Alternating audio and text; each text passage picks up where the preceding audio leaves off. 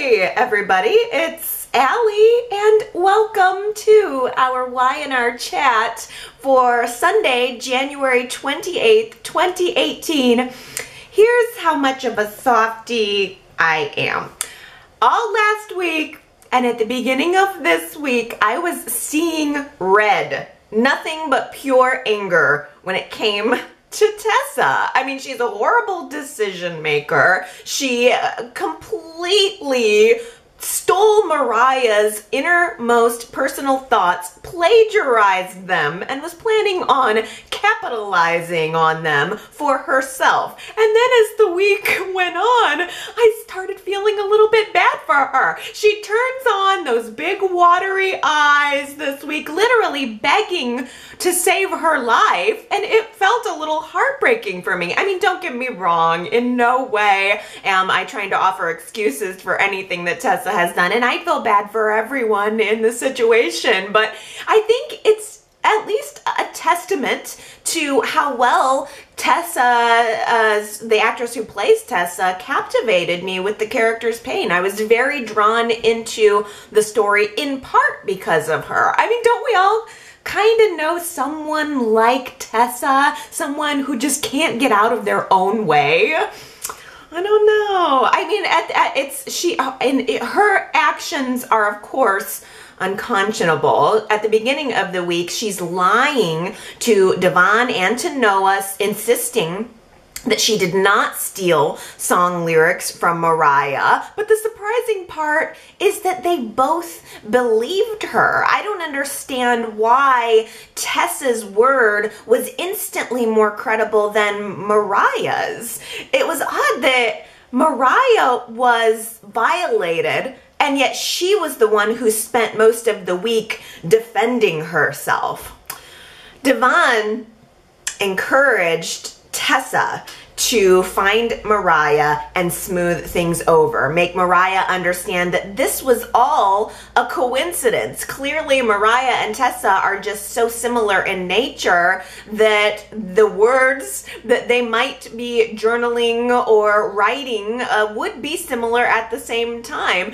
So Tessa does go to Mariah and she keeps up the lie for about half of the conversation, and then she's forced to admit to Mariah that yes, she stole her journal and then added a dagger. Tessa pretty much puts a dagger directly through Mariah's heart by saying, look, yes, I stole your journal, but the reason I did it initially was simply because I was curious about what you were thinking, what you could be writing in this journal, how it might have been about me. Mariah had frozen Tessa out. She had just stopped the relationship, alienated her affection, and Tessa argues to Mariah that she stole the journal in part because she missed her.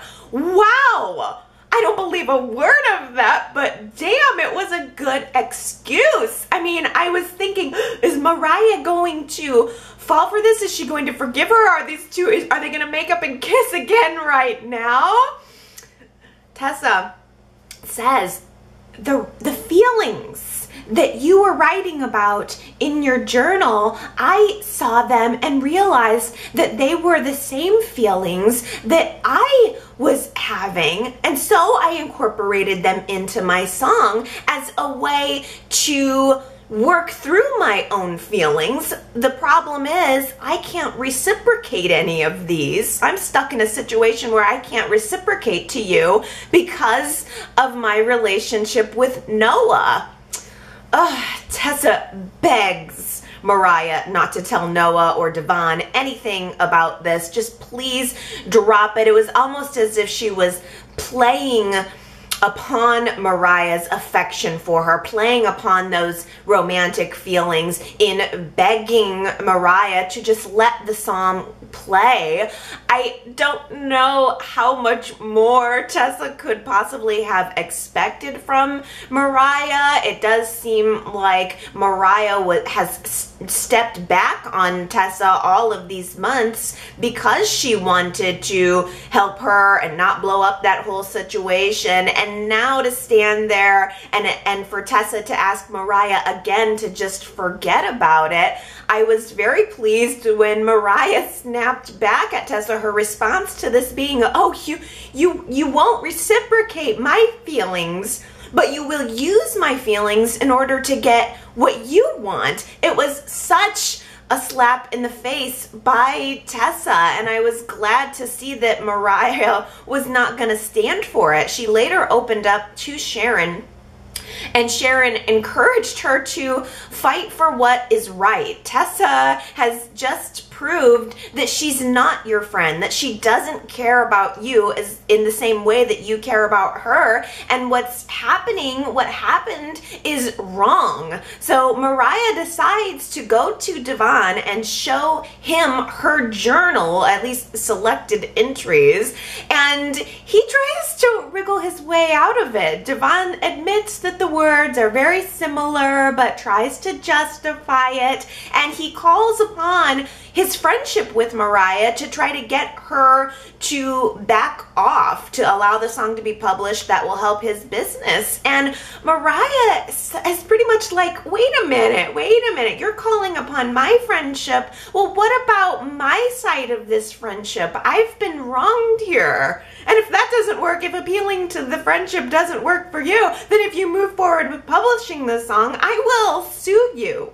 Meanwhile, Noah knows all about Mariah's accusation. He saw it all on TV. He lives with Tessa, but he's completely unaware of the dirty details. Noah thinks that this is just more of the mystery feud that's been going on between his sister and his girlfriend for months now. I thought it was surprising to see Noah approach Victoria for advice. I remember reading an interview with the actor Robert Adamson who plays Noah, and I believe he mentioned that he really likes Amelia Heinley and he was hoping to have some more scenes with her, so maybe that was just a way to work them into some scenes together. But it was a nice little moment that he would reach out to his aunt for some advice, at least some neutral advice here. Victoria, of course, tells him to just go to Mariah. It's hard to believe that Noah didn't think of that on his own, but he needs to find out Mariah's side of the story. I just was disappointed with Noah for giving Mariah no benefit of the doubt. He was very hostile toward her immediately. He was angry at Mariah for blocking Tessa from releasing this song that could be so great for her career. And he views Mariah's actions currently as just part of this whole petty spat between the two girls that's been going on, but that neither one of them will talk to him about. He demands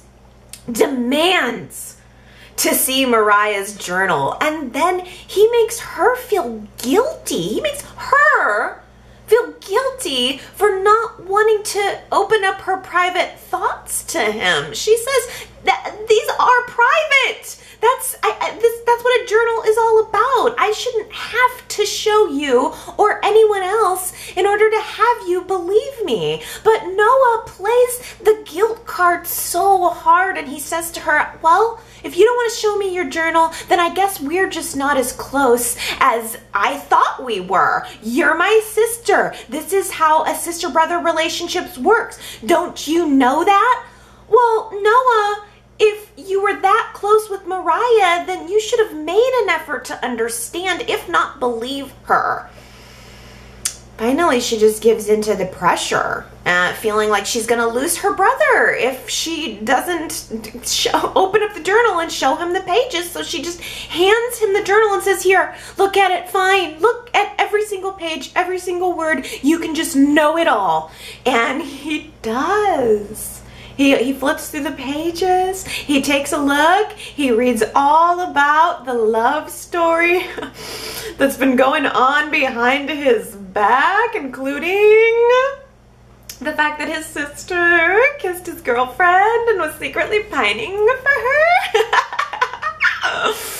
Ooh, I laughed a little bit about Noah bringing this up to Nick, like to bring Nick up to speed on the situation, saying, you know, I don't mind if my girlfriend's attracted to women. I mind that this was going on behind my back. I mean, it was interesting. I mean, this is the story that is pulling me in. This is the story I'm excited to talk about. This is the story I could not wait to see unfold throughout the week, and it did. It really all blew up this week. Noah was livid. No two ways about it. He felt like most of his anger was directed at Mariah. He felt like Mariah should have been loyal to him and not to Tessa, and that meant that she should be telling him the whole truth always.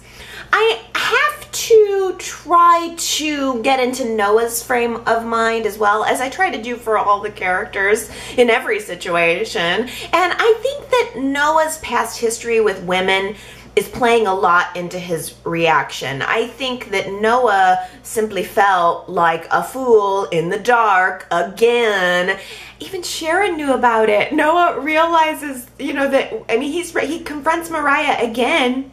Sharon walks into the room and he spills it all to Sharon, realizes that she's not all that surprised, and just feels even more betrayed. It's betrayal on top of betrayal. Everyone in his life is suddenly betraying him. Noah just could not comprehend the idea that everyone was keeping this from him as a way to help him. He could not comprehend the idea that he would be better off not knowing this. So he was lashing out at Sharon too. It was a little surprising to me that Tessa was sort of the last person that Noah lashed out at. He really didn't talk to her very much about any of this until the end of the week. He did, though, confront Tessa. It was right after she had just finished a meeting with Devon, where Devon informs her that, sorry, not only am I not going to release your plagiarized song, but I'm dropping you from the label. I knew that was going to happen. I just could not see how Devon, from a business standpoint, could possibly keep on an employee who would steal content. He does mercifully, as she is begging for her life. He offers her a position at Hamilton Winters where that's just an admin job to at least allow her some money to continue to pay her bills, because she's certainly not going to be living with Noah after all of this. Maybe the fact that Devon did offer her that position speaks to Y&R giving Tessa an opportunity to stay in town and clean up her mess. I don't know, possibly even make amends with Mariah, but I'll tell you, the relationship with Noah, at least for now, is over. Absolutely over. Knowing the whole truth, Noah confronts her, and she's no longer going to deny it in any way, shape, or form. I really did appreciate Noah's side of the argument, and I think it's a matter of everything with Tessa and her sister and all of that going on. It wasn't just that. Like, I feel like it wasn't, it's a pattern of behavior for Tessa. She lied to him first about her sister, and then she didn't tell him about this kiss with Mariah. The journal that she stole, she did straight up lie about that. And I think that honesty is the one requirement that Noah had for the relationship. It was the one condition for him to be in a relationship with her, and if honesty has been firmly destroyed, then there is no relationship in his mind. Tessa can really only at this point hope that she can rebuild some trust, rebuild some friendships, rebuild her career over time slowly, but I don't know if Y&R is going to give her the opportunity to do that. Right now, she's got nothing. She has absolutely nothing. This week, we watched her entire life crumble around her. I don't know how, I just felt a little bit bad.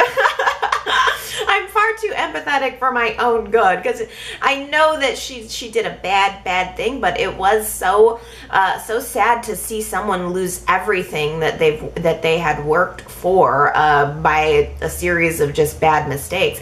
I mean, so the thing is, it's really all about, is Y&R going to bother to continue to develop this character, to keep her on screen, to give her a chance to make amends? Because at this point, she's got no reason to stay in Genoa City. I mean, there's only one thing that I could think of that could possibly keep her in town, and that's love. But who does she love? Phyllis arranges a blind double date for Hilary, and who's the lucky bachelor? Ravi. Who saw that coming? Certainly not me, but it was very nice to see him. I think Ravi is such a great guy. I was so impressed with him throughout that awkward dinner. I would totally date Ravi. Sign me up. But Hilary and Ravi did not strike me as an initial match. They're very, very different people, and it was funny to watch Phyllis and Billy on this double date having a bet on whether or not this whole plan of Phyllis's would pan out, whether they were making a love connection or a train wreck. Unfortunately, I don't know. I kind of agreed with Billy's side of it. I think Phyllis was very well-meaning, but it also at the same time felt like Ravi was just on like a sperm donor interview, not a date. And that didn't feel entirely fair to Ravi. Billy forces the conversation, knowing what Hilary really wants. He forces the conversation to babies and blows up Hilary's intent right in front of Ravi, and Ravi doesn't really take the baby bait. I mean, Hilary is very upfront about what she's looking for at this point in her life, and Ravi's just not really on the same page. So I guess Hilary's gonna have to find another way to get the job done. She goes to the doctor like a scene later to discuss options. Well, like, if I'm not gonna be able to just meet a guy, then I'm just gonna go to the doctor and talk about my options. A few hours later, she's right out in public swiping left and right on potential sperm donors, and Devon walks right in, sees what and she's very open about what she's doing. She's sperm shopping. Gosh, I did appreciate the conversation between Hilary and Devon, especially because Hilary has a really great way of being honest with Devon in a way that she's not exactly honest with everybody else. And she said something that really explained her frame of mind to me. She tells him, you know, I have a lot of love to give, and I didn't always know that. And to me, that completely just made everything make more sense about where Hilary's mind is right now. I think that Hilary is in the process of embracing what is good in her, because she hasn't always seen it, and certainly not everyone else has seen it. And I think now she's just wanting to maybe share that goodness with someone else. I'm honestly surprised that Devon did not right then and there offer to be her sperm donor, to have a baby with her, because he seemed very interested in her decision. He already has opinions on how she's raising her son or daughter. One really good thing that also came out of that conversation was that Hilary has revealed she is shopping around for investors for GC Buzz. Devon actually offers to buy a piece of it, so since she's looking to sell, like, fold GC Buzz into a larger conglomerate so that Hilary can focus on something new. That was a hallelujah moment for me. I am tired of GC Buzz. I'm ready for it to go away. I'm ready for Hilary to focus on something else. I'm kind of tired of her just being the gossip queen. I think she's gonna be a great mother. I think that's a much more compelling story, like trajectory that I would want to watch. I think motherhood will make Hilary even more interesting, mostly because she continues to surprise me, not only with the decisions that she's making about her own life, but the fact that she continues to reach out to others. I think that having a baby could surprise us in all new ways. I mean, did you see the way that Hilary was reaching out to Lily this week? Lily is now at home trying to sink into this life with Kane and raising his baby, and Lily's struggling with it. She is trying to bond with Sam, but it's not necessarily natural. And there is something about Lily's plight that is ringing very true to me. There are a lot of things about life, not just babies, but where you think you're supposed to feel a certain way and maybe you don't. And I think that from Lily's perspective, she's maybe feeling like she's supposed to have a natural bond with Sam because it's Kane's baby, but it's hard enough raising your own child and bonding with your own child. Can you imagine trying to raise your husband's mistress's baby? I mean, it's a really difficult position for Lily to be in. And now that Abby's gone to Paris, I do think that Lily is going to need someone to confide in, and Hilary's just the person. She likes Sam. She has an established relationship with this baby, and she apparently has the magic touch. Hilary just floats in and is able to calm Sam when he's crying, and not only that, but she does offer some support and some encouragement to Lily. She's a sounding board, someone who allows Lily to just say honestly, be open about what she's thinking and feeling, even if it's not pretty, even if it makes her look like a bad person or whatever. Lily's just able to be honest, and I'll also give credit to Lily for allowing herself to be raw with Hilary, somebody who she has seen for a long time as an enemy. I mean, don't get me wrong, I don't think the kumbaya moments will last very long, nor do I want them to, but it was at least nice not seeing these two strangling each other for just a minute.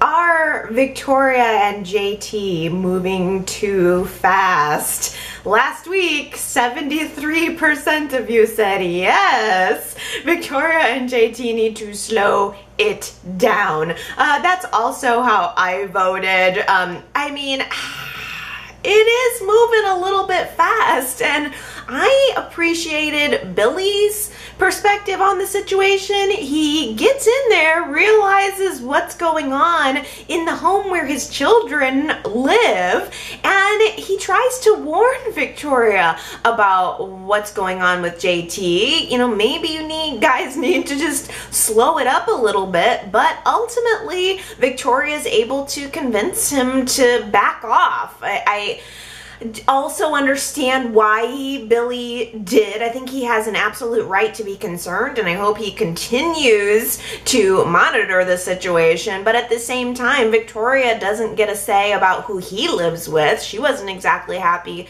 with his decision to move in with and have a relationship with Phyllis. So I think that's the reason why Billy backed off. I think it was entirely out of respect for her. And Victoria was convincing. She believes that she knows exactly what she's doing. She's happy with JT, and she's not going to let anyone else convince her otherwise. She smooths over the waters with Billy, and no sooner does she walk upstairs after this big confrontation than we see a scene where JT is popping a prescription pill from his bag and washing it down with a swig of wine.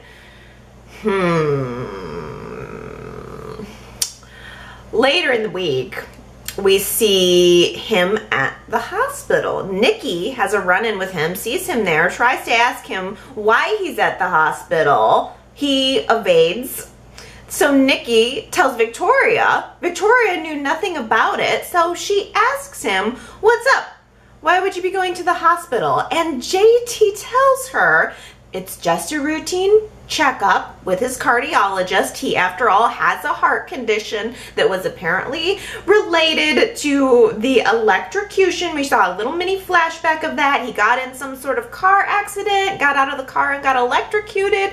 I'm assuming that's what he was referring to a couple weeks ago when he was chatting with Kane about how Kane saved his life from that. So I should probably go back and do a little bit more research on that, but we're just gonna assume that that's what the situation was. JT has a heart condition. I'm so excited by this. I can hardly hold it all in. My question is, this is one of my favorite developments of the week. My question is JT's health condition worse than he's letting on, or does he have a prescription drug addiction? I wonder if this is the storyline that was intended for Kane all that time ago when remember Kane hurt his leg or something and we saw him popping pain pills and that never really developed into anything. But I kind of wonder if we're headed in an addiction storyline direction with JT. If that is the case, I'm all for it. I even kind of think, what if JT is like involved in some kind of like buying and selling of prescription drugs to make a little money on the side? I mean, I don't know why, but I just think this could be so interesting and so relevant. Opioid addiction is a major problem here in the US, and I think that this actor would do a really good job of portraying that. He is playing JT with a subtle rage that's bubbling beneath the surface. I mean, JT seems like sketchy to me, even juvenile at times. Did you see this week how he got very snippy with Kane when Kane tried to assign him a job that JT felt was below his skill level? And thinking back on it, we know that JT lost his last job, and now I'm wondering if maybe he was fired for his behavior, and maybe it was because of a prescription drug addiction. I don't know how JT could ask for anything more. Kane was trying to help him out by offering him this job in the first place, and then when JT threw his little fit, Kane came back and said, you know what? I'm gonna offer you a day off. You know, why don't you just take the day off? I mean, JT is whining about doing a job that's beneath him, and Kane says, you know what, why don't you just take the day off? It's fine. I mean, how many days has JT even worked since he was hired there? So far, all we've seen him do is cancel meetings and call in sick to play smoochy face with Victoria. Also, he was a little bit rough with Reed this week. Did anybody else think that maybe, I mean, he was not like violent with him, but there was definitely that rage sitting beneath the surface. JT and Victoria realize that Reed is missing, and they think that he skipped out on his community service, which wasn't the case. I mean, and JT doesn't even want to listen to Reed explain. I mean, Reed had a legitimate reason why he wasn't there. He already performed his duties, but JT doesn't want to hear a single word out of Reed's mouth. He just drags him out in public, you know, yelling at him, and it just seemed like a little rough. And even Sharon noticed it. She, you know, this is at the coffee house. They're causing a scene. Sharon tries to come in and you know, calm the waters a little bit because it's getting loud.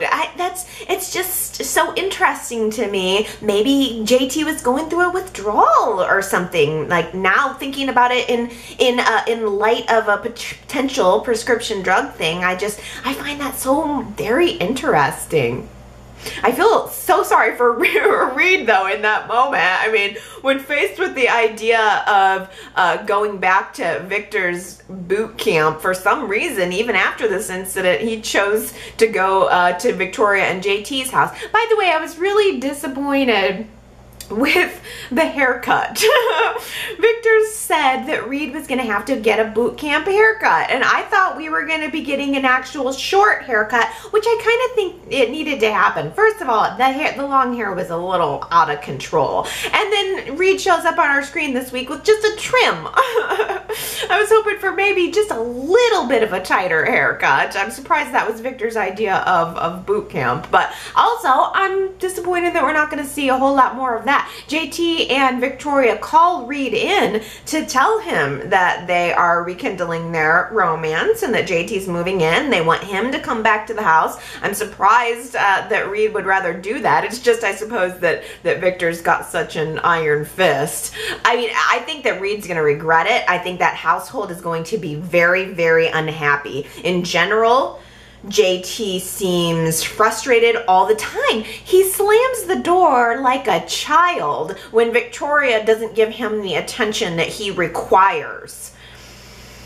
I am watching these scenes and I'm thinking, now that JT's living with Victoria again, he's getting a taste of the day-to-day lifestyle, and I wonder if he was in it for the thrills, in it for the excitement of the sex on the go, but I don't know if he's really into the settling down part. And furthermore, I wonder if JT got so swept up in the sex and the thrill that he forgot who Victoria is. This is who she is. This is what she's really like. She's a workhorse. She's got a lot going on. She's trying to work. She's trying to raise these children, and he throws a fit because she's not giving him the appropriate amount of attention. I don't know. Maybe I'm reading it all wrong. I can't wait to see how you guys are interpreting this throughout the week, because maybe I'm just assuming the worst and assuming that that it's a prescription pain addiction thing. Maybe JT does have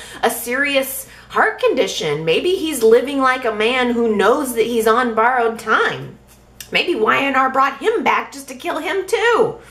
Dina is calling out for Graham. No idea that she's the one who killed him. Ugh.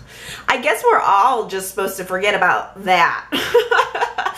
The police, the family, the audience, everybody just forget about the fact that Dina totally killed Graham. Maybe it's for the best. I don't know.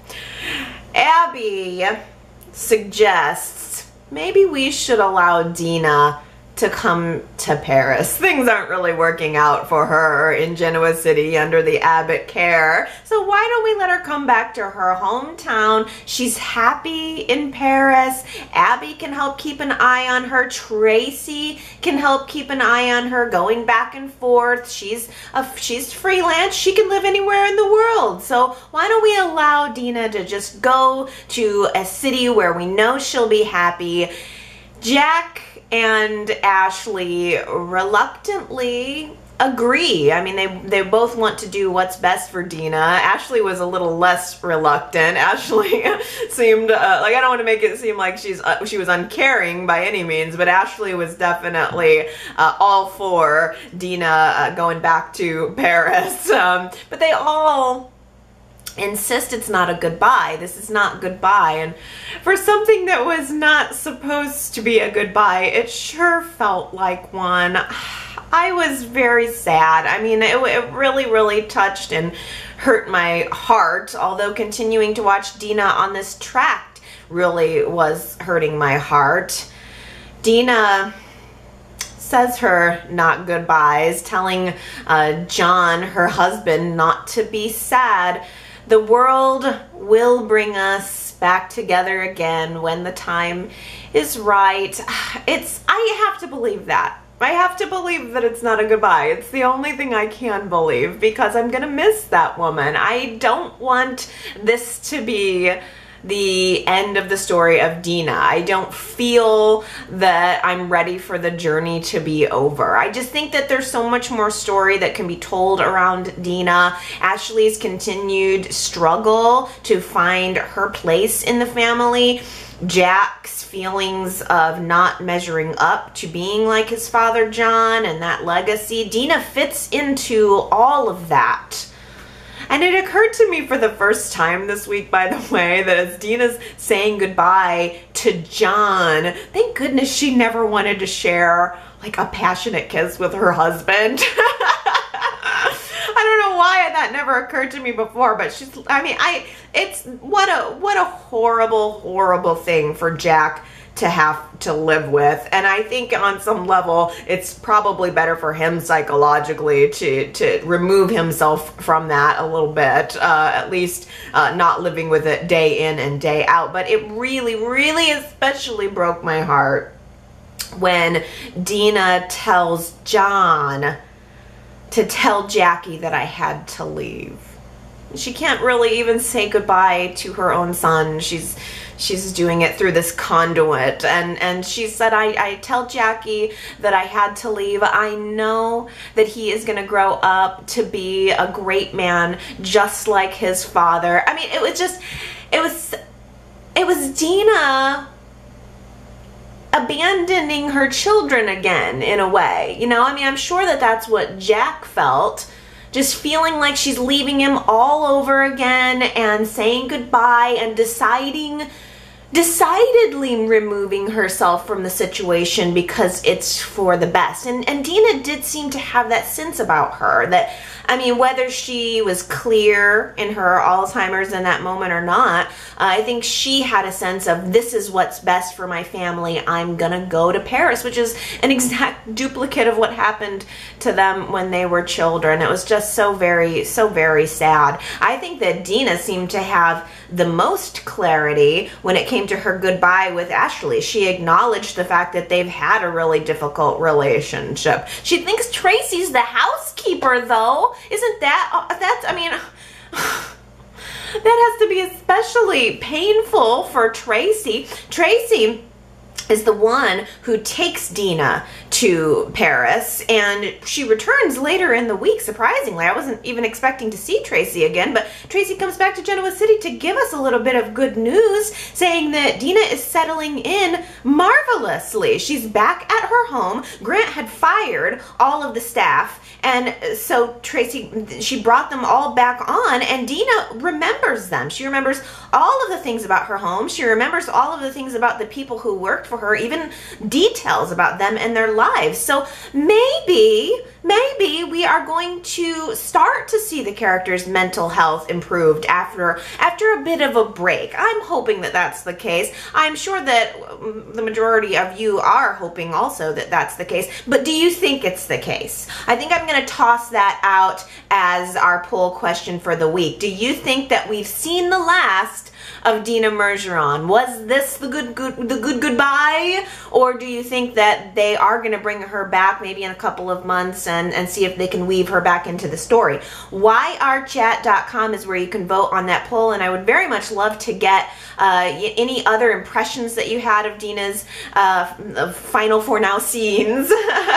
And of course your opinions on why or why not you think that they will bring the character back. I mean, you never know. It could just be a matter of months. They could bring Dina back to help broker peace between Jack and Ashley, because that feud has kicked into gear. I mean, no sooner did Dina walk out the door than Jack and Ashley were back at each other's throats. We had the arbitration hearing this week, and essentially it's a private legal meeting to allow a neutral party to decide whether or not the Blood Abbott clause is legitimate. And I thought that Y&R did a very good job of handling the anticipation around that. I mean, we really saw Jack and Ashley nail biting to find out what the decision would be. We saw them both giving their best arguments to and fro. Maybe some dirty pool going on there during that. I mean, I really especially liked the sequence where both Jack and Ashley are trying to consider what John would really want for this company, and in the end it was a bittersweet victory for Jack. He's able to, the arbitrator rules in his favor. He's able to keep his title of CEO, but at what cost? As it turns out, it's at the cost of his sister, because as soon as Jack wins, Ashley tells him privately, you know, you win, congratulations, but I resign from Jabot. I'm done. And furthermore, you and I are done. So, I mean, it was heartbreaking to see, but the other thing is you cannot tell me that Jack would not have made that decision if the roles were reversed, if he had lost that case. He straight up said, if Ashley wins, I have no intentions of working under her. As usual, Tracy tried to be the voice of reason, even if she was physically losing her voice. I think that Tracy's perspective and that little conversation she had with Jack on Friday was especially important because we have to remember Tracy voted with Jack on that confidence, no confidence vote. Tracy voted to keep Jack in his position at Gibeau. So her telling him that he needs to understand the consequences of his actions is especially important. Jack, by enforcing the Blood Abbott clause, validated all of Ashley's worst fears about herself. Tracy tells Jack, you made her feel less than an Abbott.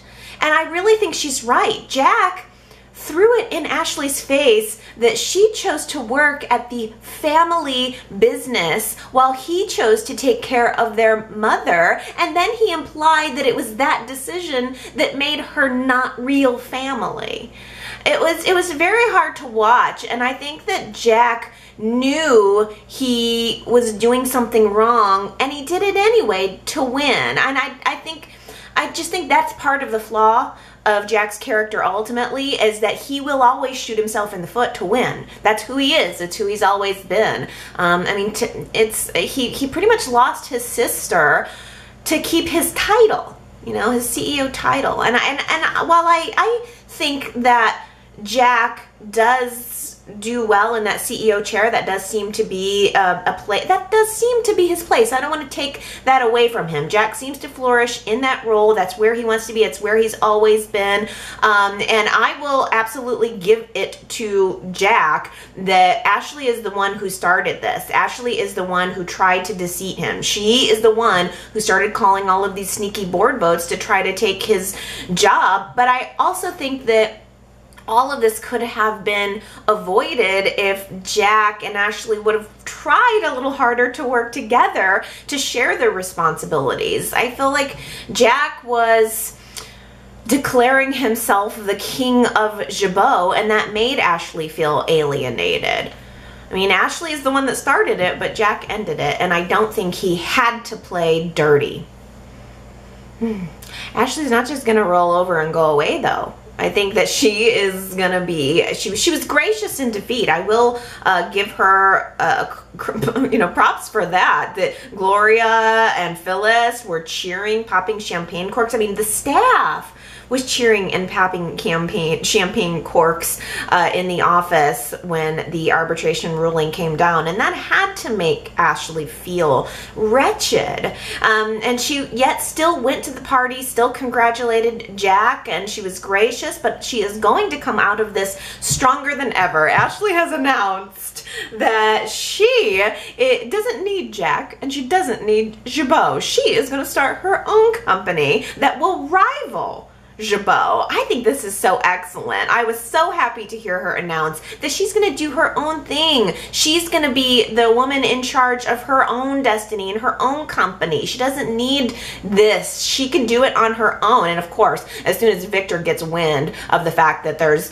rift between Jack and Ashley, rift at Gibeau, he tries to offer Ashley a position at Newman Enterprises to start her business under their umbrella. Once again, I loved Nikki and Victor working together to good cop, bad cop Ashley into hearing out this proposal. Because if it was just Victor, Ashley wouldn't have heard it. But they tried to pretend that it was Nikki's idea, all the while knowing, we as the audience knowing that they were in it together. You know, Ashley also approached Devon about becoming an investor. I'm surprised that she didn't think about Chancellor first. Didn't we hear a couple weeks ago about how Chancellor had acquired some cosmetics company? That to me would have been a very logical tie-in. I don't know though. I don't really want Ashley to go to work for Victor. I mean, of course, it puts her on the landscape with some new players. If she's not at Jabot and she's not at another company, then she would be maybe a little bit more isolated. But I really preferred the idea of Ashley branching out on her own, not just being a pawn in the Victor and Jack war that's ongoing into perpetuity, which Ashley has already been in the middle of for years and years. Ashley, be your own woman, start your own company, and sleep with your attorney, won't you? Nick and Chelsea are struggling to live life as a average working Joe and Jane. That was very fun, very sexy and fun this week. Nick is like getting called away in the middle of the night to go work on plumbing issues at the apartments, and then he's trying to redo their bathroom remodel project at home and finding out that his DIY skills are a little botched. But it results in a sexy shower, and hey, I'm all for it. Nick can go around town and botch up all the showers that he wants. I vote more sexy showers. And also, like staircase sex, it looks better on screen than it is in reality. So we should all just enjoy it on screen. It was both sexy and fun, and yet absolutely sad to me. I mean, Chelsea is allowing Nick to come in and kick up dust. Honestly, more and more it feels like Nick is kicking up dust and feelings for Chelsea that she's just not comfortable with. I mean, he's really kind of rooting around at some of the fundamentals that she is preferred to keep buried. He accidentally knocks over this bottle of perfume that she received as a gift from Adam. That's not only a gift from Adam, it's discontinued, it's very rare. It was something like, I just totally connected with this because I'm so sensitive to smell, I mean, or to sense. I have a very, very acute sense of smell, and sometimes just a smell of something, just a tiny little whiff on the air will remind you of something that, from years and years and years ago. And so I just completely connected with Chelsea's sense of putting on that perfume and remembering Adam, maybe remembering even something simple as them going out to dinner together or just whatever, and to have it knocked over by Nick where he meant no harm. He had absolutely no idea what the perfume's significance was at all, but he knocks it over and it just really upsets her, and she tries to hide it. I mean, Nick very, very sweetly replaces the perfume later on in the week, not even knowing that it meant so much to her and why. He doesn't understand the significance, but he knows it meant something to her. He replaces it. That was just such a beautiful and nice thing for Nick to do, but she does confide in Sharon, of all people, and tells her about the incident, and they talk a little bit about Adam. It was Sharon and Chelsea talking about Adam. I mean, those are the two loves of Adam's life. It was nice to see them remembering him, and it was nice to see that Chelsea felt okay telling Sharon about that and not worrying that Sharon's gonna come back and use any information against her in the future. Who knows? Sharon may very well, but Chelsea was very honest with Sharon about how she was feeling. And Sharon's the only person that Chelsea told about the perfume and the real significance, and she told Sharon that a lot of things remind her of Adam, yet Chelsea feels that there's just so little of him left. I mean, this is a relationship that they didn't divorce. They didn't break up. He died. There's no resolution there for her. She didn't fall out of love with him. She was as in love with him the day they married as the day he died. So this is something that Chelsea's still working through, and she's, I understand it. I really, really get it. It's as if every day the evidence that she even had a life together with Adam is shrinking and shrinking, and she's just left with these memories and these senses, these sort of vague senses of him being there. And of course, every day she's looking into the eyes of the two sons that Adam left behind. We have really got a developing shower theme going on this week. Who knew?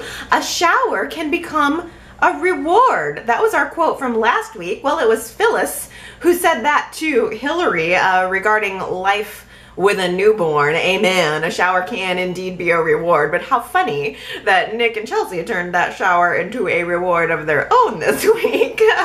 So last week's Who Said It quote, a shower can become a reward. The answer was Phyllis. Quite a few people got that one right. So I will take a deep breath and read congratulations to Henry, Lynn, Shakona, Heather, Sandra, Erin, Rose, Liz, Jamie, Consuela, Ambreen, and Kiki. Congratulations, you guys.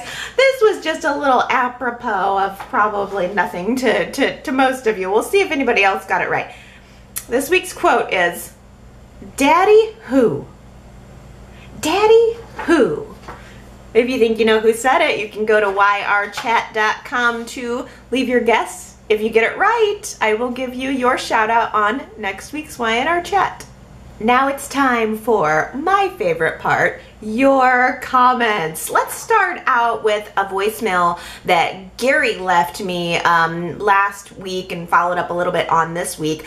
Gary had seen a blind item that was out. I'm not sure, I can't remember if it was Soaps in Depth or it was somewhere out in the blogosphere, and it was hinting that there was going to be a character coming back to life in 2018, and of course all of the Y&R fans are assuming that it's Adam. Does Y&R have plans to actually recast and bring back to life the character of Adam in 2018? Now, I will say, first of all, I didn't know anything about this. I think a lot of it is because I'm so very skeptical about the second coming of Adam. I mean, we've been talking about that probably for 2 years now. So I hear things coming up about, oh, Adam's coming back throughout all of this time, and I think, I'll believe it when I see it. But I have to admit, the timing is a little bit interesting. To have that news come onto my doorstep via Gary, and then to see Chelsea and Sharon reminiscing about Adam this week,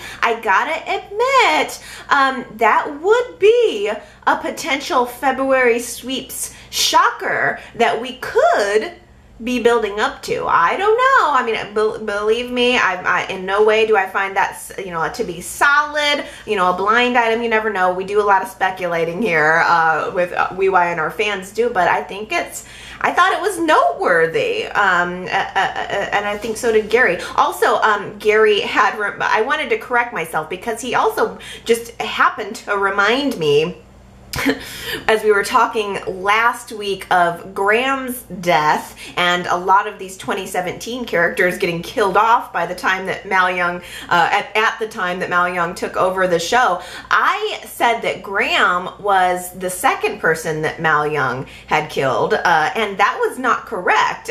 You reminded me, Gary, that actually Zach was the second character that Mal Young had killed. So since Mal took over the show, he first killed Juliet, then he killed Zach, now he's killed Graham. And those were all new characters that came onto the show last year. So I don't know who's gonna be next. And I have also a little bit of news for you. This is not a kill, but it is some news about Scott. I did see an article on Soaps in Depth where Daniel Hall, the actor who plays Scott, was being tweeted by fans about when he was going to return to the show, and he says, quote, "It's going to be a while, I believe." So sounds like Y&R has definitely sent Scott to London. That probably has been, that scene with Abby in Paris is probably the last we are going to see from him, quote, for a while, I believe.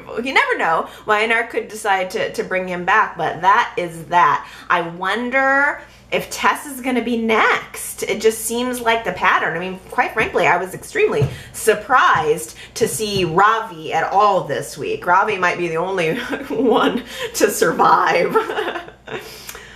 Mary Ann at yrchat.com says, I've been indifferent to Tessa since the beginning. Yet this week, now this is commenting on last week's show, but I found her storyline more interesting than anything she did in 2017. I think she will be on the show a little while longer, but she will need to earn her keep with the viewers who are more fans of Mariah than Tessa.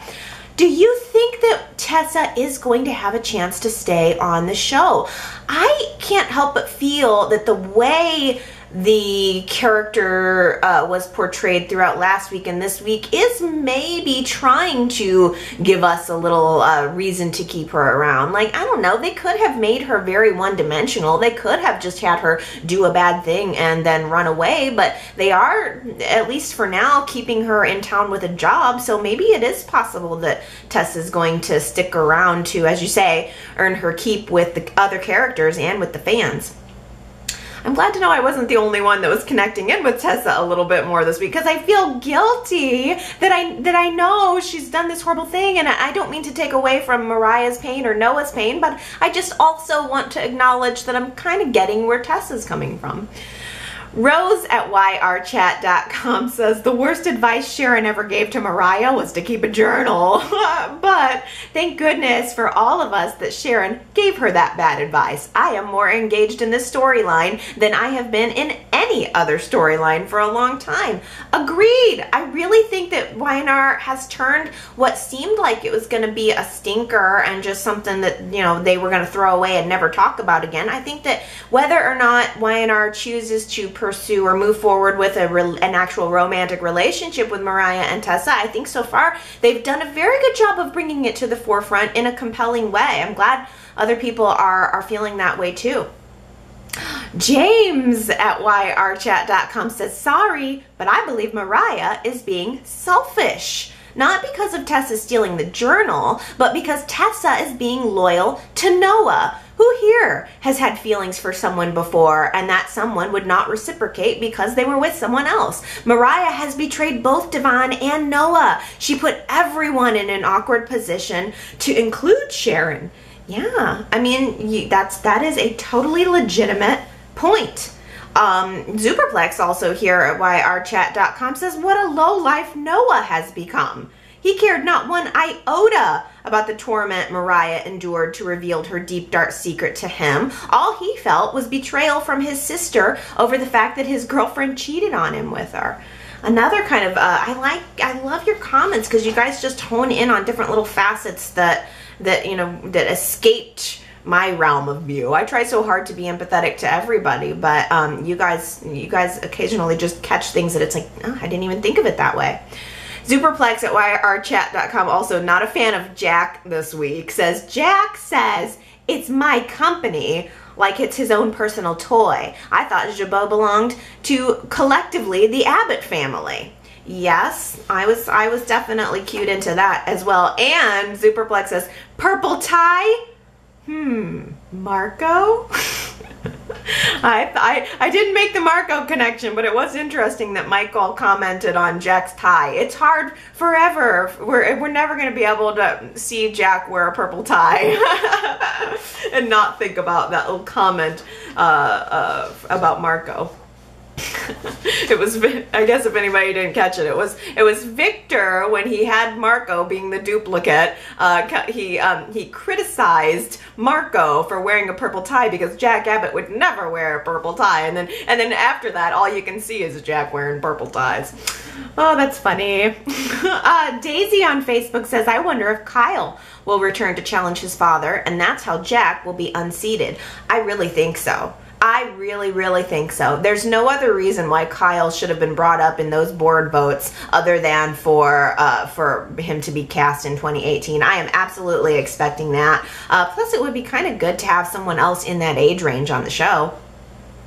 Rose at yrchat.com says, why would Ashley leave Jabot to be the Newman head of innovation? That makes no sense. She was angry that she had to be number 2 at Jabot, so instead she'd agree to be number 3 at Newman? Also, Victoria is going to lose her mind when she hears about this. I guess this is Victor's way of punishing Victoria for getting into a relationship. Finally, and most importantly, poor Ravi. Ashley killed his deal at Newman and then quit Jabot to accept a job at Newman. Has she even told Ravi? If you need some evidence about how selfish and oblivious Ashley is, it's right there. Well, hey, first of all, is it definitely a done deal that Ashley's going to work at Newman? I don't want that. I'm kind of disappointed if that's the case. And I hadn't even thought about how Victoria is going to react to this. T. Nicole at YRChat.com says Ashley working at Newman would be great. I would love to see Victoria and how she'd handle Ashley responding directly to Victor, and also Abby would have an ally in her mom. As much as I don't like the war between Jack and Ashley, this change of pace would be nice, and would love to see a mother-daughter working relationship. Yeah, I mean, we'll see. We'll definitely see. I mean, I guess I wasn't taking it for absolute truth that she was going to accept the job. I mean, I don't know why they show her taking offers from Devon if she's definitely going to do the Victor thing. But I agree with you, Rose. Why would she not? She wants to be at the head of something. She wants to be in control of something. It doesn't make sense that she would just go and be a tool in Victor's box. Astra at YRChat.com says, I'm assuming since Hilary isn't with anybody, that she's going to go the artificial insemination route. I think Hilary is getting artificially inseminated with Billy's sperm, and that would be an interesting storyline for her friendship with Phyllis. Of course, Hilary wouldn't know that it was Billy's sperm, but somehow it could come out. I don't want to see the predictable thing of Hilary and Devon getting back together and having a baby. Since I'm not a fan of Billy and Phyllis, I think it'd be great to shake them up as well. I hadn't thought about that. I guess I assumed it was going to just be some mystery donor, but you make a good point that Hilary could spin the wheel and get a lucky sperm from a Genoa City resident. Do you think it'll really go the artificial insemination route, though, or are Hilary and Devon just going to sleep together? I just feel like Devon seemed so interested in her decision. Like, maybe he would like to volunteer. Shelly at YRChat.com says, I may be in the minority here, but I like the previously on moments before the show. I can do without the clips that touch on subjects we just witnessed the day before. However, the clip today, I don't know, I guess that would have been Friday, revealed the accident with JT years ago when he was injured by electrocution, which resulted in heart damage. I did watch the show back then, but didn't remember that or any of the details. So we'll find out what the pills JT's popping are for the what the pills JT is popping these days are for. It's those moments, though, that make the previously ons important in my book. Plus, I love a good flashback. I love a good flashback too. I have had moments, absolutely, and that was a good example where I thought, all right, you know, that's the previously on. I could see it. It kind of has its place. I like flashbacks, and I have no problem with them in the context of the show. I still miss the previews, and Shelly said she misses the previews too, but I just still would prefer that. It is a little still annoying to me to see previously on for something that was yesterday, but I mean, maybe some other people are finding it helpful. I think it was a budgetary thing. You know, the more I think about it, I think that it was a way that they could quick fill up a minute or so of the show, and maybe save a little bit of money to, you know, reallocate in other places such as sets, but that's just speculation. Consuela at YRChat.com says, Victoria didn't even think about her 2 young kids before moving JT right on in there. I mean, JT has never interacted with them, and then all of a sudden he's staying with them. Billy has a right to be concerned. Agreed. Justin at YRChat.com gives us a little bit of Victoria history here. I like this a lot, Justin. Victoria has a bad habit of moving into relationships way too quickly. As soon as things got rough between her and Brad, she slept with JT, got pregnant, and didn't know which of those 2 men were the father. When she was married to JT, she got him kissing Colleen. Her reaction? Sleep with Deacon Sharp, which ultimately ruined their marriage. Barely divorced from JT, Victoria ran off to Jamaica and married Billy. What did Victoria do when she found out Billy cheated on her with Kelly? Slept with Kelly's brother Ben. She got pregnant, didn't know which of those 2 men were the father yet again. She met Travis and barely a month later moved in with him. Victoria is a smart woman, but she has the worst impulse control when it comes to men. Very nice comment. Harper left me a voicemail this past week saying that shower scene between Nick and Chelsea, I cannot even believe that a 40-something-year-old man can look so yummy. And this is coming from a 45-year-old woman. I am salivating. Also, Harper wanted to let me know that she was appreciating the new faster pace of the show. I'm appreciating it too. Sandra at yrchat.com says, Allie, I'm wondering what your thoughts and all the chatters are on this. Since Mal Young has taken over as head writer, do you feel that we as viewers are getting to know the characters more deeply? That we're really getting to see how these characters feel deep down? I've noticed a lot more sharing of private feelings, hidden feelings, and things that sometimes people just keep to themselves. I've also noted recently times when some characters have shown real anger, resentment, and their ugly sides.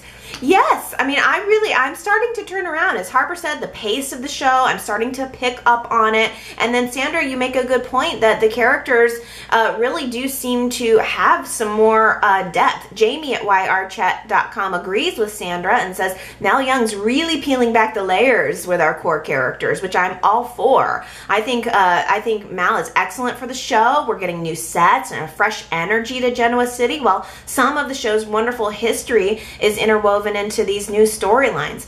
I have really been enjoying it too. I feel like there was a new set. The shower set was new this week. And in general, to Sandra's point, I do feel like we're getting a more zoomed in version on these characters. I would say the most obvious example would be Mariah. There are things that come out of Mariah's mouth that and having nothing to do with the sexuality, just her personality, that I think, wow, it's like I had an opportunity to see her say that before and didn't, and now she's just saying and doing things that that just feel more real. I think Lily's another good example of someone who I feel maybe we're peeling back layers on. JT, another good example. I have to say I was very critical of Mal when he came onto the show and blew everything up, but now I'm starting to appreciate the touch that he's added to our show. Okay, everybody, it's my time to fly, but it's your time to shine. Go to yrchat.com and let me know what you think about this week's show. Vote in the polls, leave comments, anything you want to say to me, please feel free. You can also call to my voicemail at 309-588-4569 and come back next week. We'll chat again about our favorite show. Okay, everybody, have a wonderful week. I love ya. Bye.